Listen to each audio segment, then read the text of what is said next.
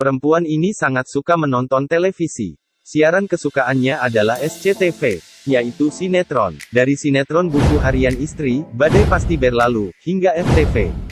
Selain menyukai sinetron tersebut, dia juga harus mengikuti perkembangan sinetron tersebut. Karena keesokan harinya ada arisan ibu-ibu, dan topik pembicaraannya biasanya adalah sinetron tersebut. Dia pun tidak boleh ketinggalan. Selain itu dia juga sangat suka sinetron Suara Hati Istri. Ku menangis. Tapi saya yakin, perempuan ini tidak pernah terpikirkan kenapa televisi yang ditontonnya itu ada. Lalu siapa pencipta televisi tersebut? Mari kita bahas bersama-sama.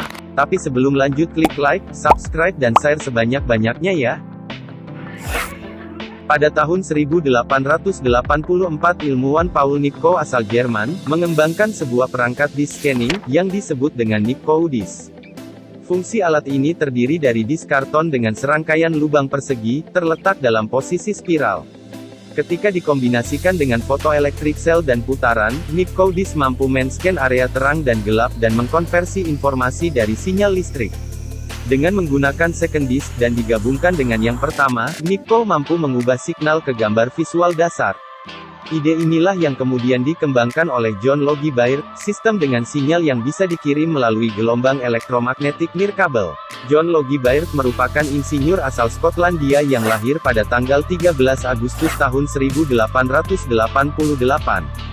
Baird menempuh pendidikan di Larkfield Academy, The Royal Technical College, dan University of Glasgow.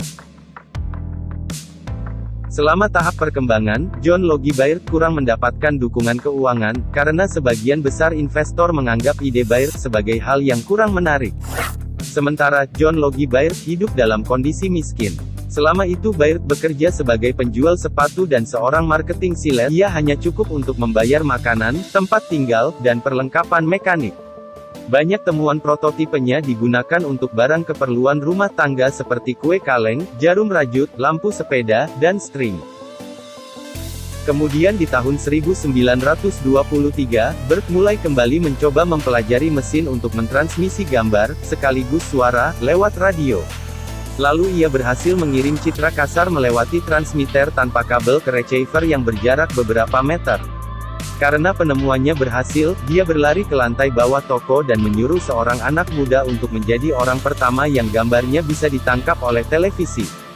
Lalu Baird menjadi orang terkenal dalam waktu semalam, dan segera investor memberinya cukup modal uang untuk merealisasikan tujuan yang lebih kompleks. Kemudian, ia berhasil mengirim sinyal televisi dari London ke Glasgow. Setelah itu dari London ke New York pada tahun 1927.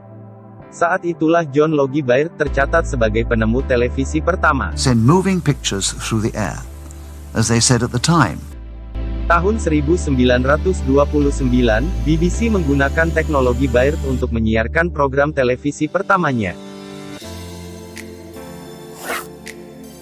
Nah, itulah sang penemu hebat, yang tidak mau putus asa, karena keterbatasan ekonomi. Sampai di sini ya, akhir kata, kalau suka menonton televisi kamu harus berusaha jadi penemu hebat ya. Saya Pak Fania, dukung channel ini, dengan cara like, subscribe, dan share sebanyak-banyaknya. Sampai jumpa di video berikutnya ya.